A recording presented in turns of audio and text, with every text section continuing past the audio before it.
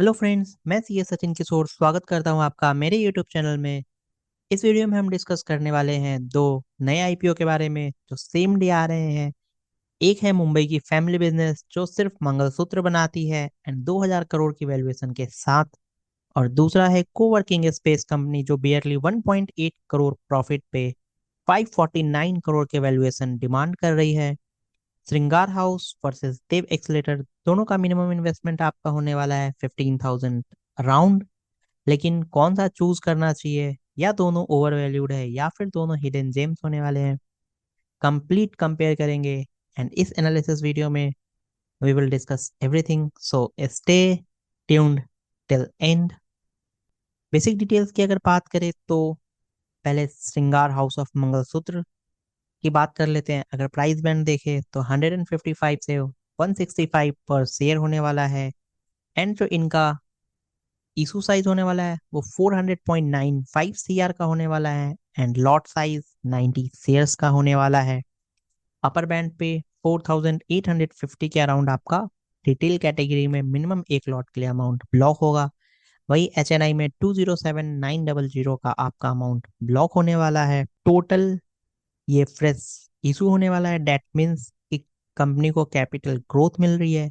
And जो ये issue raise कर रहे हैं 400.95 सीआर का, इसका ये यूज करने वाले हैं टुवर्ड्स 280 करोड़ फंड करेंगे अपने वर्किंग कैपिटल रिक्वायरमेंट के लिए and rest general corporate purposes के लिए जिनका इन्होंने यूजेस नहीं बताया। वहीं अगर देव एक्सलेटर की बात करें तो इनका price band 56 to 61 rupees per share होने वाला है। लॉट साइज 235 शेयर्स का होगा। डेट मीन्स के रिटेल कैटेगरी के लिए जो आपका अमाउंट ब्लॉक होगा वो 14,335 का होने वाला है। वही एचएनआई में स्मॉल कैटेगरी में 2,06,90 का अमाउंट आपका ब्लॉक होने वाला है। जो इनका इशू साइज होने वाला है वो 143.35 सीआर का होगा। एंड जो इन्होंने बताया जो फंड प्रोसीड से ये यूज करने वाले हैं उसका इन्होंने यूजेस बताया है 73.12 crore towards their capital expenditure, 35 crore ये रीपेमेंट ऑफ डेट के लिए यूज करेंगे जो अभी करंट कंपनी में बोरोइंग्स है। दैट मीन्स के कंपनी में बोरोइंग्स है। बिजनेस मॉडल दोस्तों कंप्लीटली डिफरेंट है। श्रृंगार हाउस 2009 में स्टैब्लिश हुई थी, 16 इयर्स ओल्ड कंपनी है, pure P to B focus है, सिर्फ मंगलसूत्र डिजाइनिंग एंड मैन्युफैक्चर करती है। क्लाइंटेल की अगर बात करूँ उसमें Malabar gold, Titan, GRT jewellers जैसे बड़े नाम है।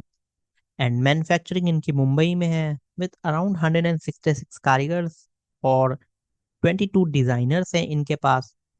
और अभी जो ये फोकस कर रहे हैं, लाइक इनका जो प्रेजेंस है इंडिया में 24 स्टेट्स एंड 4 यूनियन टेरिटरीज में है। Apart from that Shringar House UK, New Zealand, USA, UAE, Fiji, इन सब जगह भी अपने आप इंटरनेशनली एक्सपेंड कर रही है। वही अगर देव एक्सलेटर की बात करें तो ये कंपनी स्टार्ट हुई थी 2017 में एंड ये कोवर्किंग स्पेस में है। लाइक ये फ्लेक्सिबल आपको वर्क स्पेस प्रोवाइड करती है एंड मैनेज्ड ऑफिस प्रोवाइड करते हैं। लाइक 28 सेंटर्स पे ये ऑपरेट करते हैं अक्रॉस 11 सिटीज एंड इनके पास 14,144 सीट्स है एंड इंटरनेशनल एक्सपेंशन भी कर चुके हैं। इनका ऑस्ट्रेलिया में सिडनी में अपना एक शेयर्ड स्पेस ले रखा है इन्होंने। सेक्टर्स बिल्कुल डिफरेंट है, एक का ट्रेडिशनल मैन्युफैक्चरिंग है, एक का मॉडर्न वर्किंग स्पेस सॉल्यूशन है। श्रृंगार एस्टैब्लिश सेक्टर में वी कैन से कि मेजर मार्केट लीडर है। देव एक्सलेटर ग्रोइंग सेक्टर में प्लेयर है बट कंपटीशन काफी इंटेंस है इनका, लाइक वी वर्क के साथ, स्मार्ट वर्क से। लेट्स चेक कि दोनों के फाइनेंशियल्स क्या कहते हैं। अगर श्रृंगार हाउस के फाइनेंशियल्स की बात करें तो यहाँ पे जो इनका रेवेन्यू है वो 2025 में 1430.12, 2024 में 1102.71 एंड वही 2023 में 951.29 है। डेट मीन्स की प्रॉफिट अगर आप देखोगे तो काफी ग्रो कर रहा है। अब वही अगर प्रॉफिट की बात करें 23.36, 31.11 एंड 61.11 2025 में है। अगर आप 23 से 25 कंपेयर करते हो तो ऑलमोस्ट प्रॉफिट डबल से ऊपर चल रहा है। दैट मीन्स कि कंपनी काफी ग्रोथ शो कर रही है।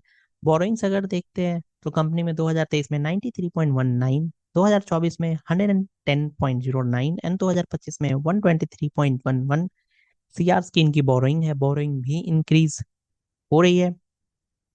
But debt to equity ratio अगर देखते हैं तो 0.61 है। Debt is under control, like इतना ज्यादा नहीं है। डेट टू इक्विटी रेशियो इनका मैनेजेबल लेवल पे है। लेट्स सी देव एक्सलेटर के फाइनेंशियल्स क्या बोलते हैं। अगर देव एक्सलेटर की इनकम देखें 71.37 से 110.73 एंड 2025 में 178.89। दैट मीन्स कि नंबर इनके भी ग्रो कर रहे हैं एंड 100% से ज़्यादा ग्रोथ दे चुकी है इनकम टर्म्स में। प्रॉफिट की बात करें 2023 में कंपनी लॉस में थी, 12.83 सीआर का इनका लॉस था। 2024 में कंपनी बेयरली प्रॉफिट में आई है, 0.43 सीआर का। एंड 2025 में भी company profit, like we can say बहुत ही मिनिमल प्रॉफिट है, 1.74 सीआर का ओनली सिर्फ प्रॉफिट है।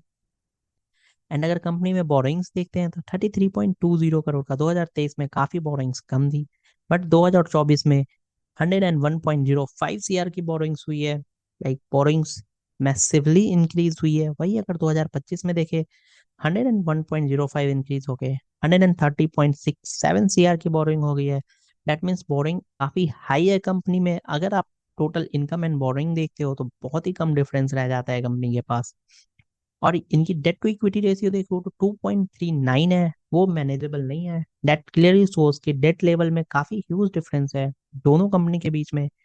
श्रृंगार का debt equity 0.6x, that's manageable level, but Dev का 2.39, वेरी वेरी लिवरेज्ड कंपनी है। फाइनेंशियल स्टेबिलिटी में अगर देखते हैं तो श्रृंगार क्लियरली विनर है इन दोनों में से। एंड फाइनेंशियल भी टर्म्स पे देव के नंबर कुछ खास अच्छे नहीं दिख रहे हैं। अगर वैल्यूएशन की मैं बात करूं, जो कि मोस्ट क्रिटिकल पार्ट होता है, श्रृंगार हाउस की वैल्यूएशन देखते हैं तो इनका जो पी है वो 26x का है पोस्ट आईपीओ, जो कि रिजनेबल है ग्रोइंग ज्वेलरी कंपनी के लिए। इंडस्ट्री एवरेज इनका 21x से 24% प्रीमियम पे होता है, बट वो ग्रोथ के लिए काफी जस्टिफाइड है। वही अगर देव एक्सलेटर की वैल्यूएशन की बात करूं तो इनका पी रियली शॉकिंग है। अगर आप प्री आईपीओ देखते हो 223.25, ये काफी एक्सट्रीमली एक्सपेंसिव है किसी भी स्टैंडर्ड से। जिसका ईपीएस सिर्फ 0.26 है। लाइक अगर आप कंपेयर करते हो श्रृंगार से तो उनका ईपीएस अगर आप देखो पोस्ट आईपीओ 6.34 है, बट इनका प्री आईपीओ भी like it's massively expensive. And price to sales ratio भी अगर हम देखते हैं तो देव का जो प्राइस टू सेल्स रेशियो है वो 3.5x होता है, जबकि श्रृंगार का जो प्राइस टू सेल्स रेशियो है वो 1.5x होता है। तो हर मैट्रिक्स में अगर हम देखते हैं तो देव काफी ज्यादा एक्सपेंसिव लग रहा है despite of their poor financial performance. तो पीयर कंपैरिजन में अगर हम श्रृंगार को, लाइक उत्सव सीजेड गोल्ड या फिर आरबीजी ज्वेलर्स जैसे कंपनियों से अगर कंपेयर करते हैं, उत्सव का 28.8 एक्सपी है, जबकि आरबीजी ज्वेलर्स का 34.4 एक्सपी है। उस कंपेयर में श्रृंगार लुक्स लाइक काफी डिसेंट है। उन्होंने जो अपना 26x का पी रेशियो रखा है। वही देव की अगर बात करूं तो देव के जो पीयर्स है, ऑफिस स्पेस हो गया, उनका पी 61 के अराउंड एक्स, बट उनका ईपीएस 9.75 था। देव का ईपीएस 0.26 है और वो जो प्री आईपीओ अपना पी रखे हैं 33.25, कहीं से भी जस्टिफाइबल नहीं है। दैट मीन्स कि अगर आप फेयर वैल्यू एस्टिमेशन लगाते हो उसमें श्रृंगार का जो प्राइस रेंज आना चाहिए वो समवेयर 140 से 178 के रेंज में होना चाहिए, लाइक 140 टू 180 के रेंज में होना चाहिए, वर्सेस करंट जो वो मांग रहे हैं 155 से 65। दैट मीन्स कि इस श्रृंगार में काफी स्कोप है एंड वैल्यूएशन भी इनका जस्टिफाइबल है श्रृंगार का। बट अगर वही देव की बात करूं तो देव काफी ओवर वैल्यूड है करंट प्राइस पे एंड इनकी प्राइसिंग आई डोंट नो क्या वैल्यूएशन कैसे करी है, तो आई डोंट थिंक ये जस्टिफाइबल है। इनके hidden risk and red flags की बात करें तो रिस्क एनालिसिस में दोनों कंपनियों के डिफरेंट चैलेंजेस हैं। श्रृंगार हाउस का जो मेजर रिस्क होने वाला है वो है सिंगल प्रोडक्ट डिपेंडेंसी, लाइक सिर्फ मंगलसूत्र, या फिर क्लाइंट कंसंट्रेशन में बोलूँ, टॉप 5 क्लाइंट से इनका 32% के अराउंड का रेवेन्यू बनता है। एंड सिंस ये गोल्ड बिजनेस में है तो गोल्ड प्राइस काफी वोलेटाइल होता है एंड वर्किंग कैपिटल इंटेंस होती है इनकी।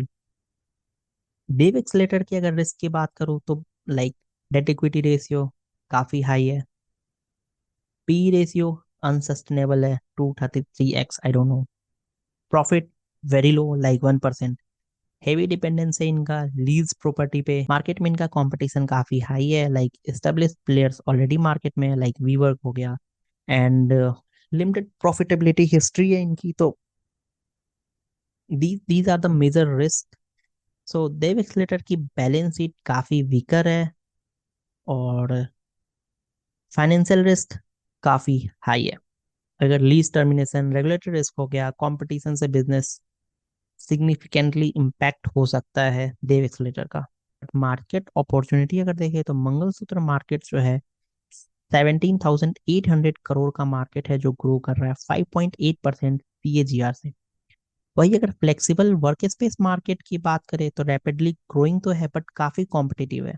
तो दोनों सेक्टर्स में काफी ग्रोथ के पोटेंशियल है, बट रिस्क एंड रिवार्ड दोनों में डिफरेंट डिफरेंट है। लेट्स ट्रैक कि दोनों का जीएमपी क्या कह रहा है। अगर देव एक्सलेटर की जीएमपी देखते हैं 14.75 है, एंड आई डोंट नो ये जीएमपी कितना रियल है क्योंकि इनकी वैल्यूएशन काफी हाई है एंड फाइनेंशियल भी इट्स नॉट गुड। अगर श्रृंगार हाउस के जीएमपी की बात करूं तो इनका जीएमपी 18.8% है, अराउंड 30 रुपीज प्रीमियम पे ये चल रहा है अभी। तो आई थिंक ओवरऑल जीएमपी में भी श्रृंगार हाउस का GMP as compared to Dev is higher. And remember friends, like GMP काफी वॉलेटाइल होता है एंड गारंटी भी नहीं होता है कि लिस्टिंग गेन्स की इस पे। पास्ट एक्सपीरियंस में आई कैन से कि कभी कभी हाई जीएमपी के बाद भी डिस्काउंट पे लिस्टिंग हो जाती है एंड लो जीएमपी के बाद भी हाई जीएमपी पे वो रीच कर जाते हैं। परसेंटेज टर्म्स में देव एक्सलेटर का जीएमपी हायर नहीं है, श्रृंगार का बेटर है। मार्केट सेंटीमेंट जनरली चेंज हो सकते हैं ओवरऑल मार्केट कंडीशंस पे। रही बात अगर फाइनल वर्डिक्ट की, तो आई वुड से कि अगर आप सिर्फ जीएमपी के लिए अप्लाई करना चाह रहे हो, यू वांट लिस्टिंग गेन, तो I think it's better to apply in Shringar house IPO. अगर आप सिर्फ किसी एक में अप्लाई कर सकते हो, श्रृंगार वर्सेस देव में, तो फिर आई थिंक श्रृंगार हाउस आपको बेटर रिटर्न दे सकता है क्योंकि इनकी वैल्यूएशन इज डिसेंट। एंड आपको किस सेगमेंट में अप्लाई करना चाहिए, तो यहाँ पे अगर हम देखते हैं तो इन्होंने रिटेल सेगमेंट को 35% ऑफर किया है, तो डेट मीन्स कि आपको रिटेल सेगमेंट में मल्टीपल अकाउंट से अप्लाई करना चाहिए, वहां पे आपके अलॉटमेंट के चांसेस काफी हाई हो जाते हैं। वही अगर देव आपके पास फंड्स हैं और आप दोनों में अप्लाई करना चाह रहे हो, तो आई वुड सजेस्ट कि देव में आप रिटेल कैटेगरी में ही अप्लाई करो, बट मैक्सिमम अलॉटमेंट आप श्रृंगार में करना क्योंकि यहाँ पे लिस्टिंग इनके चांसेस ज्यादा है। लॉन्ग टर्म की बात करूँ तो श्रृंगार हाउस आईपीओ में आपको अपने पोर्टफोलियो वैल्यू का 3 to 4% आप अलॉट कर सकते हो इसको, but before taking any decision please contact your financial advisor. So clearly, Sringar House with better fundamentals, reasonable business model और manageable risk काफी कंजर्वेटिव इन्वेस्टर्स के लिए बेस्ट आईपीओ है यहाँ पे। And friends, don't forget we have one more IPO on the same day, that's urban clap. अगर आप सिर्फ किसी एक आईपीओ में फंड लगाना चाहते हो तो आप अर्बन क्लैप में ही इन्वेस्ट करना, retail category with multiple accounts. But अगर आपके पास सफिशियंट फंड्स है तो just go with urban clap and श्रृंगार हाउस आईपीओ। और अगर आप तीसरे में भी लगा सकते हो तो आई वुड से कि देव एक्सलेटर में भी लगा देना, but the first preference would be UrbanClap, then Shringar House and then Dev Accelerator. तो आई होप आपको ये Shringar House versus Dev Accelerator का कंप्लीट कंपेरिजन वीडियो हेल्पफुल लगा हो। एंड यस, आप किस आईपीओ में लगा रहे हो ये आप कमेंट करके जरूर बताना। Thanks for watching my video, take care, and happy investing guys.